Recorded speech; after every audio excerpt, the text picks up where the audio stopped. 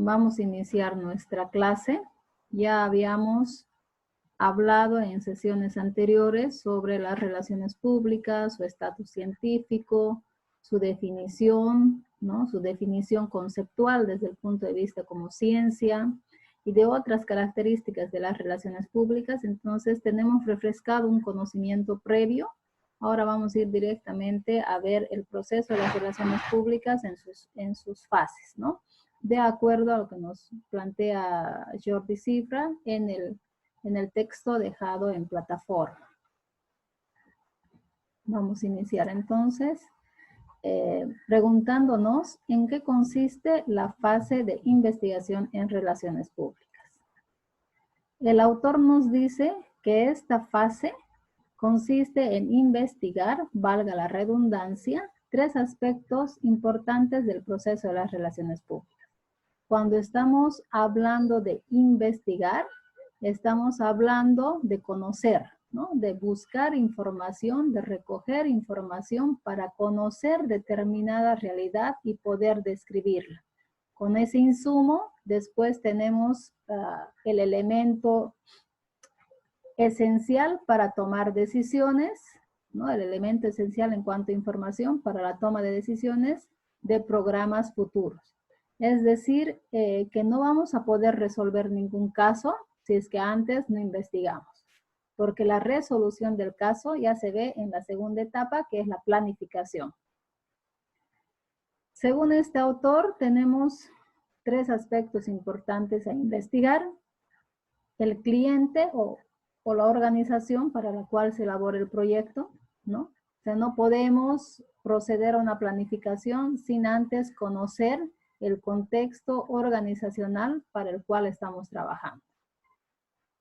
Segundo, la oportunidad o el problema que explica el proyecto en ese momento, en esa situación, en ese contexto. Y 3, los públicos objetivos a los cuales se dirigen los mensajes del proyecto de relaciones públicas. Según este autor, reiterando, tendríamos que investigar previa a la planificación el cliente, la oportunidad o el problema y los públicos a quienes van dirigidos nuestros esfuerzos de relaciones públicas. Cuando nosotros trabajemos en la resolución de nuestros casos desde el punto de vista de este autor, tendríamos que considerar investigar estos factores. Primer factor, el cliente u organización para el cual se elabora el proyecto. ¿Qué debemos investigar de nuestro cliente? No estamos pensando en los clientes de una organización que son los públicos, ¿no? Sino estamos pensando en la organización en sí. ¿Qué debemos conocer de la organización?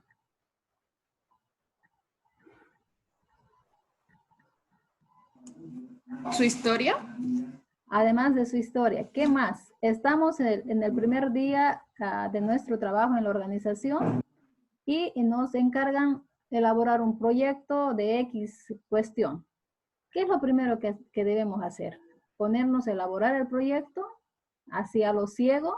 No, el autor nos dice que debemos saber todo de nuestro cliente, que en este caso es la organización. Aparte de la historia que menciona Milena, ¿qué más debemos considerar? ¿Su forma de trabajar o de hacer la cosa? ¿Qué más? ¿Qué más? ¿Su público? ¿Ya? ¿Qué más? Los comportamientos ¿De quiénes? del público. ¿Del público interno o externo? Ambos. Interno primero, ¿no? Porque estamos viendo a la organización hacia adentro. ¿Ya? Entonces, en este primer punto, debemos conocer todo de la organización en sentido amplio. ¿Cuándo se ha fundado? ¿Desde cuándo opera en el mercado? ¿Cuál es su oferta de productos y servicios? Su competencia. Su competencia. ¿Qué lugar ocupa en el mercado? Si es nueva, si ya tiene trayectoria, ¿no? qué estadísticas en cuanto al económico tiene, qué programas sociales lleva adelante, es decir, todo, debemos saber todo, con cuánta gente trabaja, incluso después para viabilizar nuestros proyectos, tenemos que hacer presupuestos, ¿cierto? Entonces debemos también considerar la información económica que nos provee la empresa, porque de nada sirve que nosotros plasmemos proyectos en papel y que estos se queden truncados porque no hay la viabilidad económica.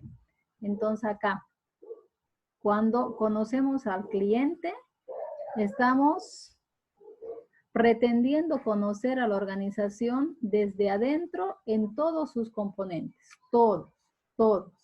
¿Está bien? Ese es el primer punto. El segundo aspecto a investigar, según el autor, la oportunidad y el problema. Son dos cosas diferentes, ¿no? Estamos viendo estos tres aspectos con vistas a resolver un problema que se va a plasmar en un proyecto. Entonces, vamos a hacer la diferencia. Cuando estamos frente a una oportunidad de relaciones públicas y cuando estamos frente a un problema de relaciones públicas.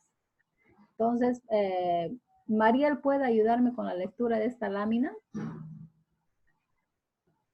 Sí, Lizana. Una oportunidad de relaciones públicas es la identificación de una coyuntura de eventos que ofrece un escaparate óptimo para utilizar estrategias de comunicación con el objetivo de mejorar las relaciones internas y o externas de una organización y por ende sus fines organizativos. Ya. ¿Qué entendemos en sus palabras por oportunidad? ¿Qué es una oportunidad? La ocasión, digamos, para mejorar sería, digamos, no... Bueno, sí, eso. A ver, ¿cómo definimos ya una oportunidad de mejora, una posibilidad de mejora, ¿no? ¿Cómo definimos el término de oportunidad? ¿Cómo aplica este término en el campo práctico de las relaciones públicas? ¿Podrías explicarlo con un ejemplo? O sea, más o menos para ver cómo conceptualizarlo. Ya.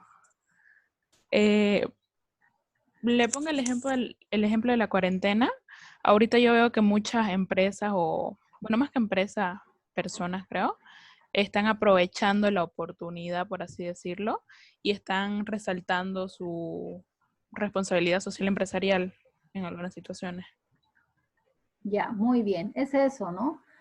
Son esas situaciones a veces críticas que no nos afectan directamente, que no nos van a llevar a la quiebra, pero que nos ofrecen una ventana, por eso dice un escaparate, ¿no?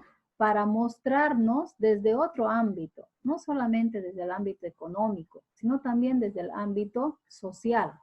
Y en este caso, aplica el ejemplo que da Mariel en tanto a los programas de responsabilidad social, ¿no? Todas las devoluciones que hacemos a la comunidad. Entonces, es una oportunidad para reforzar nuestra imagen, ganar puntos en reputación, etc. Vamos a seguir viendo qué tipo de proyectos podemos hacer cuando hablamos de oportunidades. Los proyectos que surgen de estas situaciones que nos permiten mostrarnos a las organizaciones en su dimensión social, más que en su dimensión económica, se llaman proyectos proactivos. ¿Qué quiere decir eso? Dice, las relaciones públicas proactivas pueden compararse a la medicina preventiva.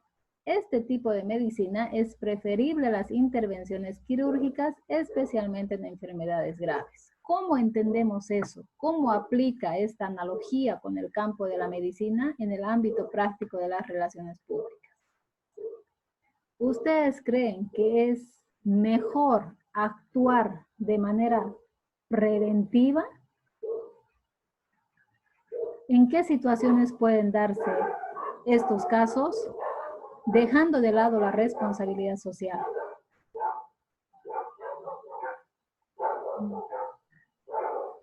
Sí es mejor, siempre va a ser mejor porque igual entre sus láminas igual decía de que una estrategia o un proyecto proactivo, o sea, proactivo en vez de un proyecto preventivo en vez de uno reactivo, digamos, cuando ya hay alguna crisis siempre va a ser hasta más económico y así tampoco nos arriesgamos a dañar la reputación que tenga la empresa, ¿no? Cuando ya algo haya salido mal. Ya, muy bien.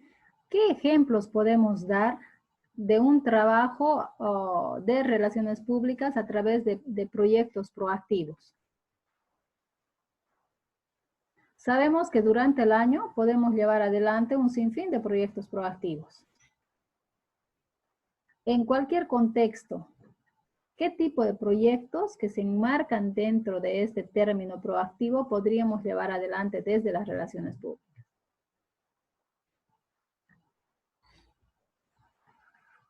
Por ejemplo, en este momento, las instituciones bancarias, ¿qué oportunidad tienen de desarrollar proyectos proactivos?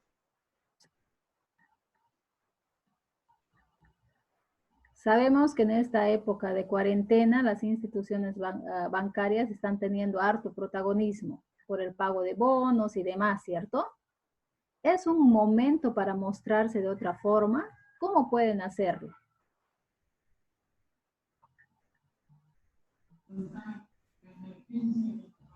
Creo que los bancos están utilizando la estrategia de que están aplazando los pagos de las cuotas de los préstamos, no les están cobrando intereses, pero eso es una ley. Pero al mismo tiempo cada banco está agarrando y diciendo que ellos sí lo van a cumplir y que se tienen que acercar a los bancos, sus clientes para solicitar, etcétera, etcétera. Creo que eso podría ser tal vez. Ya, Ellos muestran que sí van a colaborar. ellos están por mandato, ¿no? Por mandato gubernamental y por mandato de ley, están obligados a proceder con estas modificaciones, ¿no? Como la prórroga del pago de créditos, condonación de algunas deudas, periodos de gracia, etc. Pero ese es un mandato, tienen que hacerlo sí o sí. Sin embargo, y ustedes también pueden ver en las noticias que todos los días hay quejas de los bancos. La gente va, hace colas, duerme en la noche, llega a la caja, le dicen que no tiene este documento, que no es ahí, que caducó, que vaya al otro lado, etc. Entonces, podría ser la oportunidad para aplicar algún otro sistema más eficaz, digamos, más eficiente. Aparte de brindar su servicio, que es el manejo del dinero, que está netamente en el rubro económico, ¿cómo pueden verse estas instituciones bancarias en su lado social? ¿Cómo pueden mostrar ese lado social? Ahorita es una oportunidad.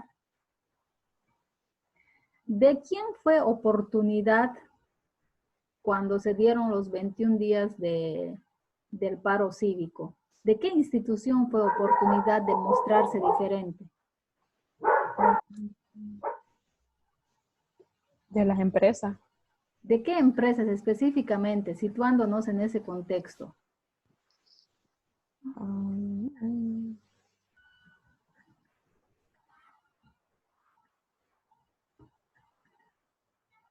¿Qué instituciones públicas en el momento del paro cívico han tenido la oportunidad de cambiar su imagen bastante deteriorada y lo han hecho?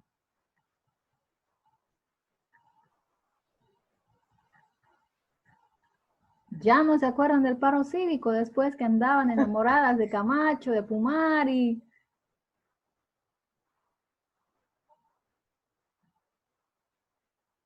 ¿Qué dicen, chicas? Los que tuvieron espacio, entonces, sería los que usted acaba de nombrar, digamos, Camacho, que se dio más paso dentro de la política y se hizo nombre, Pumar igual, y otros.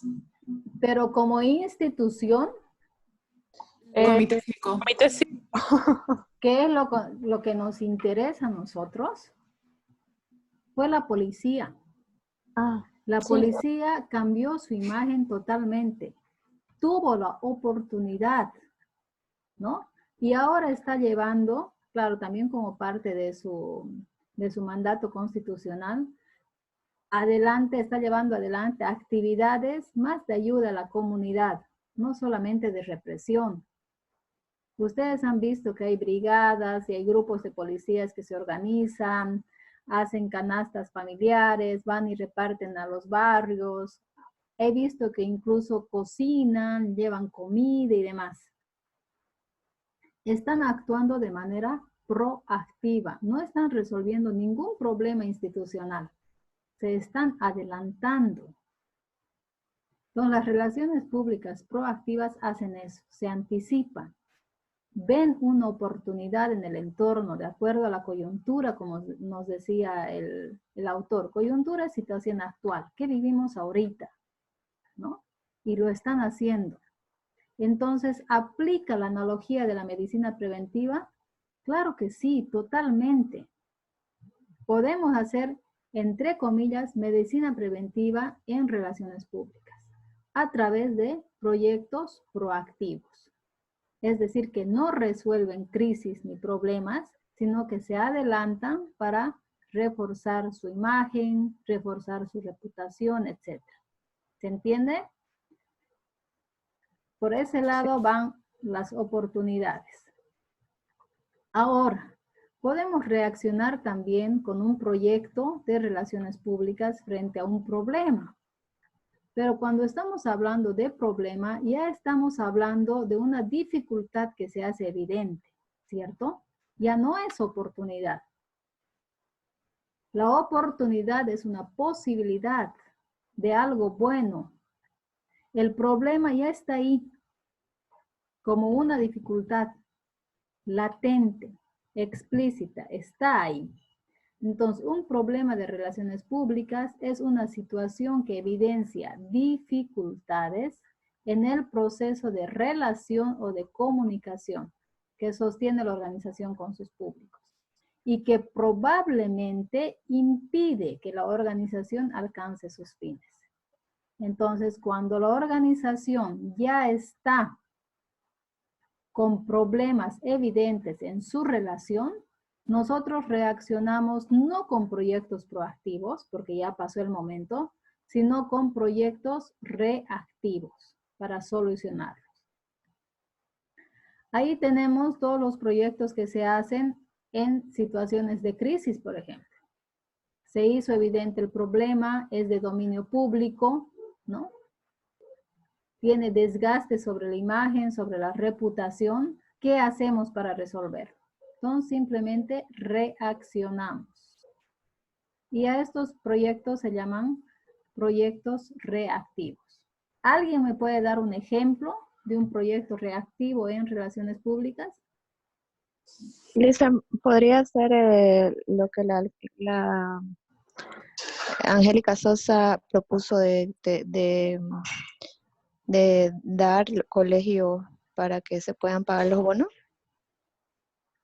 ¿Ese será un problema o será una oportunidad? ¿Qué dicen? Esa es una oportunidad. Esa es más oportunidad que problema, ¿no? Cuando nosotros en relaciones públicas estamos ante un problema, estamos frente a una dificultad que afecta a la organización, ¿ya? Que hace que la organización no pueda alcanzar sus fines, no pueda lograr sus metas. Hay una imposibilidad. Y ante esa imposibilidad o dificultad reaccionamos. Porque tenemos la necesidad de resolver esa dificultad. Y lo hacemos con proyectos reactivos. Un ejemplo, ¿quién puede dar un ejemplo para ilustrar esto de proyectos reactivos?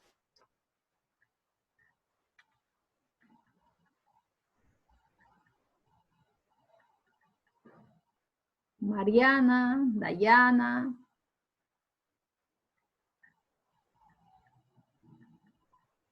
No sé, Lisa, si está bien, pero un problema podría ser de lo que dicen que se va a suspender quizás el año escolar para los estudiantes y tienen que repetir curso.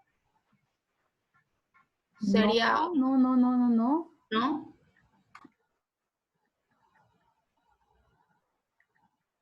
En el ámbito de las relaciones públicas, cuando estamos hablando de un problema, estamos hablando de una dificultad en la acción de relación entre la organización y sus públicos, ¿cierto?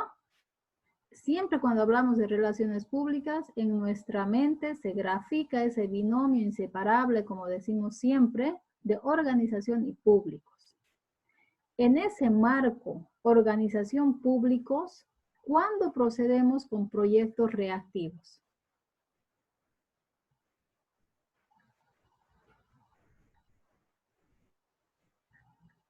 Cuando hay alguna crisis, Ya, muy bien, cuando hay alguna crisis, ¿qué llevamos adelante? ¿Cómo hacemos esa gestión de crisis? mm,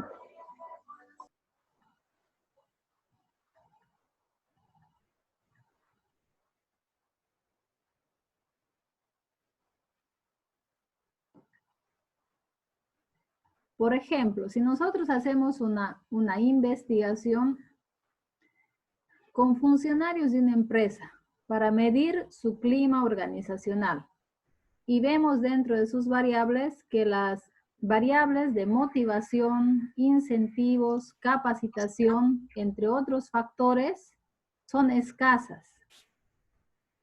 Es decir, la organización no tiene desarrollados programas de motivación, ni políticas de incentivos, ni políticas de capacitación a su personal. Evidentemente, eso ocasiona un problema, ¿no? Que en su versión contraria sería la desmotivación, la falta de capacitación, etc. ¿Qué hacemos como relacionistas públicos? Inmediatamente nos ponemos a elaborar un programa de motivación, de incentivos, de capacitación. ¿He reaccionado ante una dificultad o me he adelantado a una dificultad? En este ¿Reaccionado? ejemplo. Exacto, he reaccionado, ¿no? O sea, los problemas ya están ahí, se está viendo a la gente desmotivada. Veo los índices de producción, de desempeño, que son bajos por falta de incentivos, de alicientes. Veo que mis funcionarios nunca han recibido capacitaciones para potenciar su desarrollo. ¿Qué hago? El problema está. Reacciono ante eso proponiendo proyectos llamados reactivos, que son proyectos de solución. No son proyectos de anticipación como lo hacíamos en los proactivos. ¿Se entiende la diferencia? ¿Quién me puede resumir esto de proyectos reactivos y proactivos en sus palabras?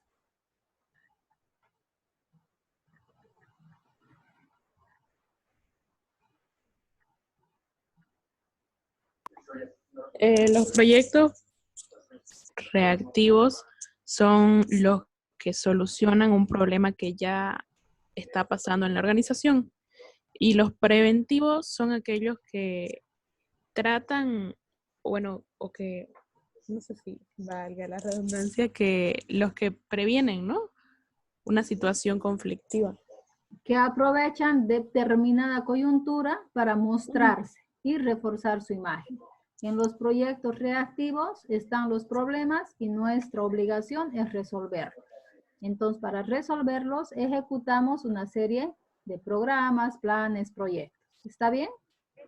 Lisa, una pregunta, como ejemplo reactivo podría ser lo de los médicos que fueron capacitados sobre la pandemia y todas las acciones que se ejecutaron para los protocolos de seguridad para atender a los pacientes con coronavirus. Eso lo indica como proyecto o reactivo o proactivo. Reactivo. Reactivo. Es una reacción al problema. Exactamente. Sí, va por ese lado el ejemplo, está muy bien. Estamos reaccionando y a veces de forma tardía, ¿no? A problemas detectados ya.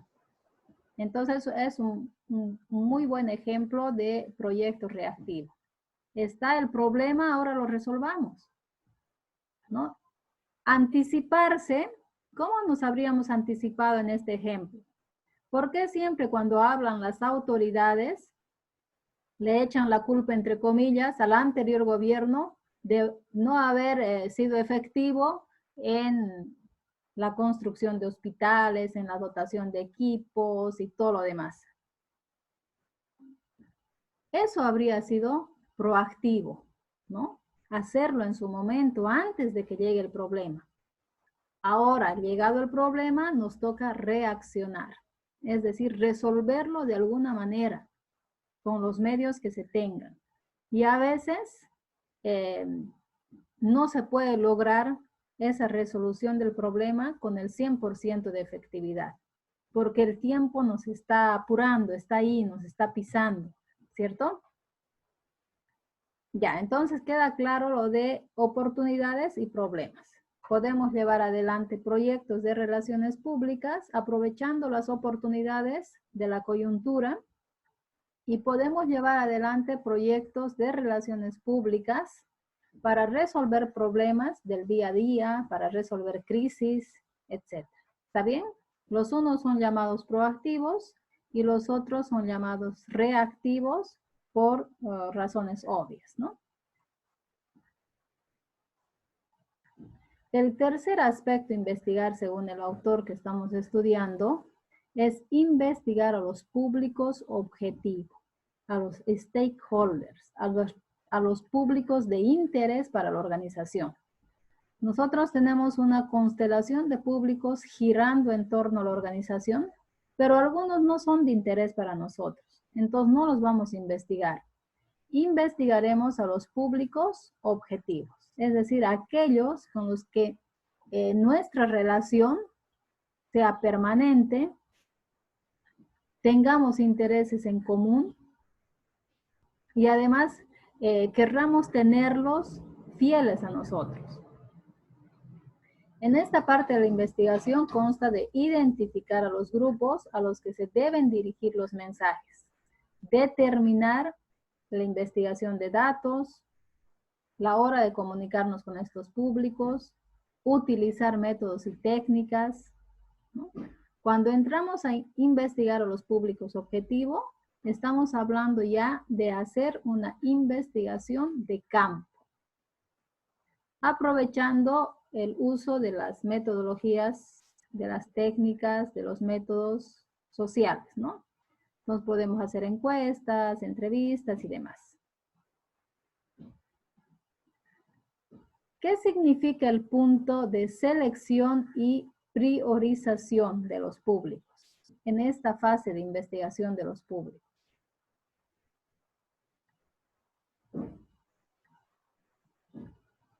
¿Ustedes recuerdan a qué se refiere el mapeo de públicos?